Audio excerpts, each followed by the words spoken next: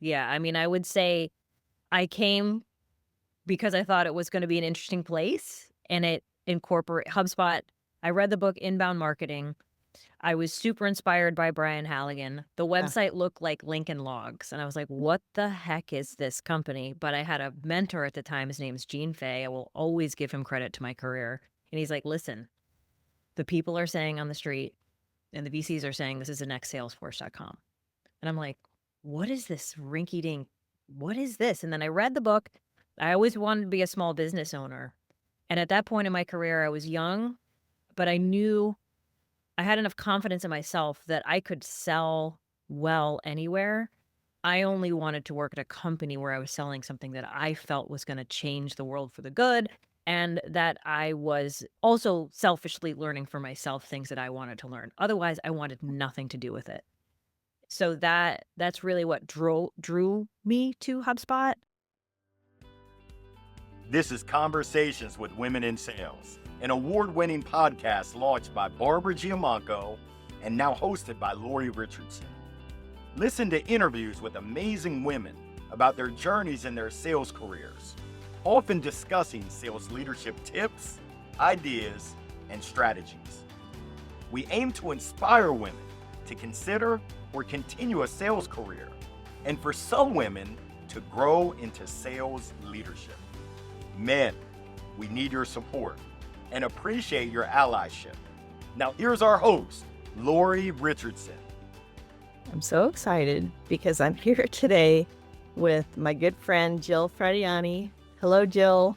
Hi, Lori. Jill has an incredible life. She has been a corporate account executive at HubSpot. Jill has had some different roles at HubSpot, but she's been there 16 and a half years, which is unbelievable for a tech company, a tech giant like HubSpot. And you were there in the early days when you guys were just figuring it all out, and you've stayed in there, you hung in there. You have made lots of smart moves. HubSpot went public. Lots of cool things happened along the way. And I just want people to know the reason I wanted to talk with you today, Jill, was twofold. One is because you have an incredible story about overcoming the odds, especially when it comes to not hitting your numbers and how you came around on that. But also just that you can work for an incredible company like you had. We were both talking ahead about how you have just this amazing, great opportunity. You had a great start and you kept at it and you worked hard and you're still there and you've seen ups and downs. Yeah, a Every lot. company does. New, Right. leadership change. I'm Yep. sure the comp plans changed a million times in that period of time, but you've hung in there, and that's a strategy when you have the right people around you, the right leadership, and the right company, right? Yeah, I mean, I would say I came because I thought it was gonna be an interesting place, and it incorporate HubSpot. I read the book Inbound Marketing. I was super inspired by Brian Halligan. The Yeah. website looked like Lincoln Logs, and I was like, "What the heck is this company?" But I had a mentor at the time, his name's Gene Fay. I will always give him credit to my career, and he's like, "Listen, the people are saying on the street and the VCs are saying this is the next Salesforce.com." And I'm like, "What is this rinky dink? What is this?" And then I read the book. I always wanted to be a small business owner. And at that point in my career, I was young, but I knew I had enough confidence in myself that I could sell well anywhere. I only wanted to work at a company where I was selling something that I felt was going to change the world for the good, and that I was also selfishly learning for myself things that I wanted to learn. Otherwise, I wanted nothing to do with it. So that's really what drew me to HubSpot. Yeah. And I remember telling Brian and Dharmesh in those early years, I'm like, "Listen, I'm here until you guys get rid of me. I wanna be here for the whole journey, all of it." Wow. I didn't go for an MBA. I was a music major. I was a music student. And I remember sitting down with Brian Halligan, and this is, like, an important part of the story, right? I was like, "Hey, I always felt not smart enough because everyone around me was always smarter than me at HubSpot." And you know what? It's still the case, Lori. I still feel like the dumbest person in the room, and I would have it no other way. Even the new sellers, they'll come in with like this AI process that I'm like, what? And and my BDR who's like in his 20s, and I'm like, what did you just do to track these people? Like crazy, right? So, but it's why I stayed. But I asked Brian, I was like, you know what? Should I get an MBA? Like, and he looked at me and he said, Jilly, I could give you the reading list. You will learn everything you ever wanted to know if you stay here. And it sat with me for the last 16 and a half years, and he was not wrong. Yeah. He was just not wrong. Yeah. And I feel blessed that he's still there making influence. I feel blessed that Dharmesh is the head of the tech direction, whether he's the visionary that we need. And that Yamini is an incredible human being who cares very much about being a great leader. If those folks weren't there, I think I'd feel a little bit different. Right. But it has been the fuel of what has allowed me to withstand the ups and the downs, the changes, the anger, when, accounts are taken away from you, or, you miss your sales numbers and you feel like a loser, or, and you don't get jaded. Yeah. If those things weren't true, I probably wouldn't have made it 16 and a half years. And I hope for another 5. Yeah. At least. Until AI completely replaces me, which I'll be ready then too. We'll be ready. I'll be ready. It's fine. I get it. Well, and I heard you share this story with Dan Tyre's community, and we both love Dan. Shout out to Dan Tyre. He's amazing. But you talked about a time when you missed your number and you were missing President's Club for the first time, right? So it was 2018. And my life had turned upside down from being a new mom to changes to sleep deprivation from being a new mom to trying to understand how my goals matched, challenges with the partner team. I had a lot personally going on that year, but HubSpot had a lot going on too. Right. So I sometimes it's like we all take this all ownership, like, well, it was me. And I'm like, there's a lot of things that were going on. Yeah. And also you had a method of work that was like working late at night, early in the morning. Correct. Which doesn't work when you have a family. No, it doesn't work when you have a family. So for me, the biggest change was, and thank God, again, blessed that I had a manager called Brian Brzee. What was hard for me was that my success to HubSpot to that point, and I was always in the top, if not the top 3 to top 5, like just always, and everyone's always fighting for number 1. And then I never won number 1. And then, you feel like a loser because you never won number 1. Well, then I was last.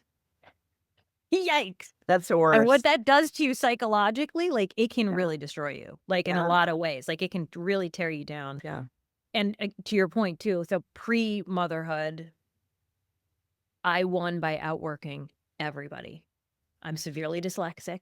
I'm a classical musician, right? I only know how to grind. And that was my success. I would figure it out. Yeah. Cue a baby. Number 1, there is nothing happening in your life after 5 p.m. when you have a baby. You can try all you want. It's only going to be really poor work, right? And there's nothing happening in the morning either. And so that's when I would do my follow-up. That's when I would do I would work late hours, but I wasn't even working tremendously late hours for sales. I'd work till 5 or 6, but it was those 2 hours that I would set forth the next day, get my follow-ups up. And so that time just evaporated. And I'm here to tell you, my child is 9. It hasn't come back. Not if I want a successful marriage. Yeah. Number 1. One of my biggest goals for 2026 is like marriage first. Yeah. That takes effort for me not to like leave the office and then also being a good mom. So it was, whenever you think about times in your life that are the hardest, that could seem the worst, they can seem like the worst possible thing that ever happened to you. At that time in my life, aside from death, going on a performance plan, looking down the aisle at HR are telling me that I've got 2 months left to get it together or I'm gone, after I had put all of my self-worth into this company for almost a decade. It was like, I couldn't believe it. Aside from the fact that, the salary is significant, the benefits are significant, it paid for my pregnancy. I was looking at my whole life in 2 months just coming to a screeching halt. Yeah. But in life, those are the moments where you get reborn. It seems like tragedy, but they are forced times in your life where you've got to reevaluate your values, what you want, and how you're going to do it. Yeah. And I'm a woman of faith, which I'm proud to say. I'm not here to convert anybody, but I leaned in that I did not get a calling to quit. Yeah. Okay. I did not get a calling at that time. The only calling I've ever gotten for the last 16 and a half years is figure it out. It's really hard, but you got to figure it out. That's it. It's like constant. And I'm like, all right, well, let's go. I'm going to figure it out. And when I went on the performance plan, I chose to hire Dan Tyre. And in those times, luckily, he still worked within these walls. So hiring him meant just he would talk to me. Right. Yeah. Today, I'd have to pay him to be my coach. Yeah. Which I would still pay, by the way. I I would would pay too. gladly. Take my money, Dan. Like, I Yeah. need you to take my money. He probably wouldn't let me, but. And so I hired a coach. I wrote my plan before my manager gave it to me on that Monday because I knew it was coming. I knew I hit it, and I had the kindest manager. He's like, Jilly, you missed. And I'm like, I know. He had told me 2 days before, is like, if you don't hit this number, like, we're going to have to go down this path. And it wasn't mean. It was just more of a matter of fact. We've tripped this. And so before he came that Monday, I wrote out a 22 deck slide deck of exactly how I was going to get off this plan, what I was going to visualize, what I was going to do, what it's going to become, and even a slide of just positive reinforcement from my partners, my sellers, Dan yelling at me every day. Every day I'd call Dan and he'd just be like, remind me that I'm Jill Fratt. And it's kind of really all I needed that day was just that self-confidence that someone else I trusted believed that I could do it. I could not rely on my own confidence. I had to borrow someone else's that day. Wow. That I had to borrow someone else's for 2 months. Yeah. Literally every day. He'd say, you're Jilly Fratt. You're Jilly Fratt, right? Like, so I work with Dan Martell. It's like the Dans in my life. He's my business coach. He's my hired business coach. And Dan AI, he actually has an AI bot of himself, which is hilarious. But he said this yesterday and it reminded me of this. And it was, it's all right. You can borrow my confidence for today. And I'm like, yes. Like, that's the power of community. So coming out of these dark times, you need the power of community.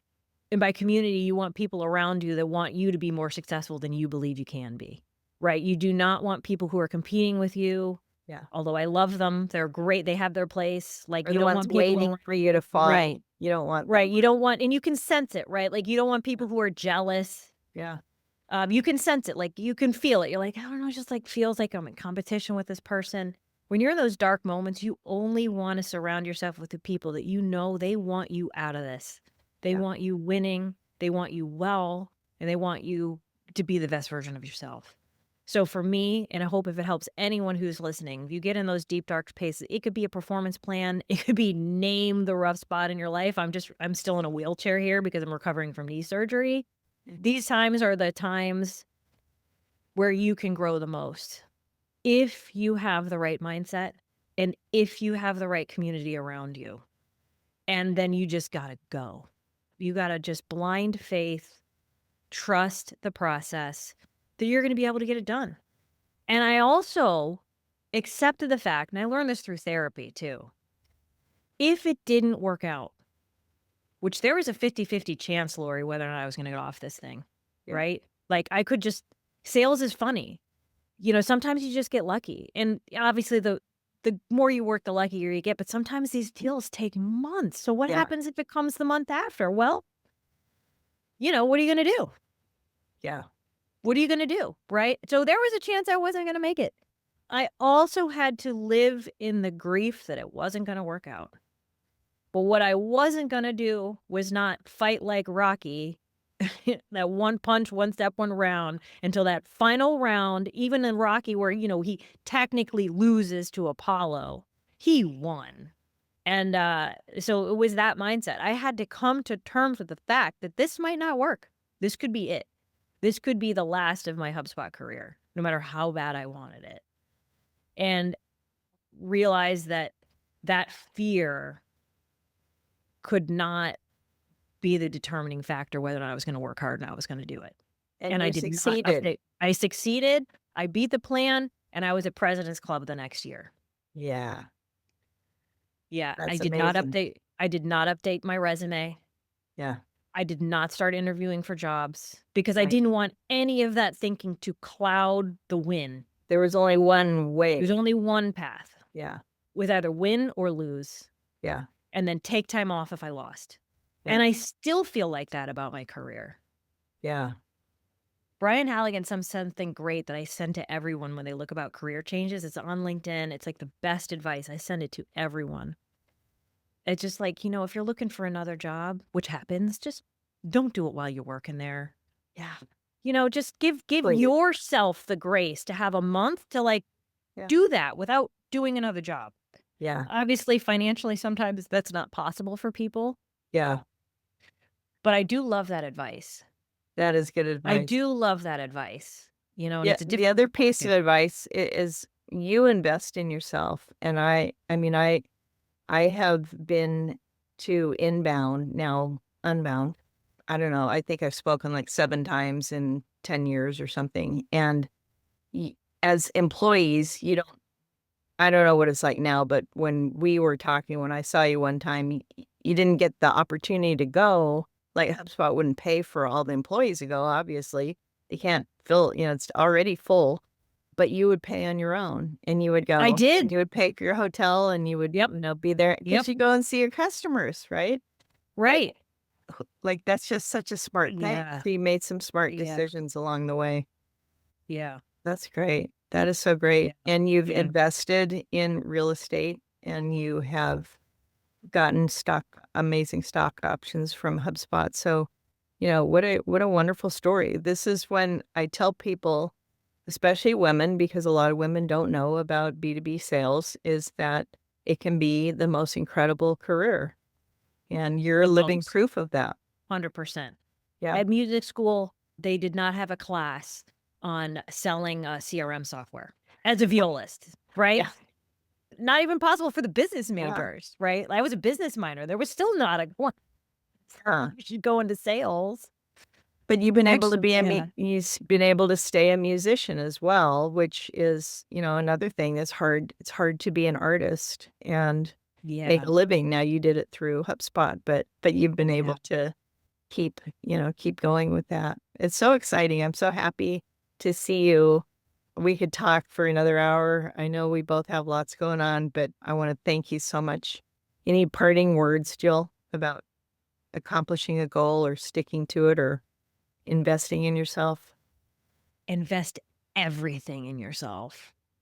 Invest in yourself financially, time. You are your greatest asset. All of the stuff that I invest in only exists when I'm well and I'm on. Number one. And number two, just never give up. And if you feel like you're going to give up in any way, reach out to someone. Yeah. Yeah. That's great advice. Thank you so much, Jill. She's at HubSpot. People can reach out to you on LinkedIn. Yeah, absolutely. Okay. Thank you, Jill. I'm your announcer, Larry Long Jr., and we sincerely thank you for listening to this episode of Conversations with Women in Sales, encouraging you to share an episode with all of your friends and your favorite male allies. Let's work together to change the face of sales. Until next time, you can find all of our episodes at womensalespros.com/podcast.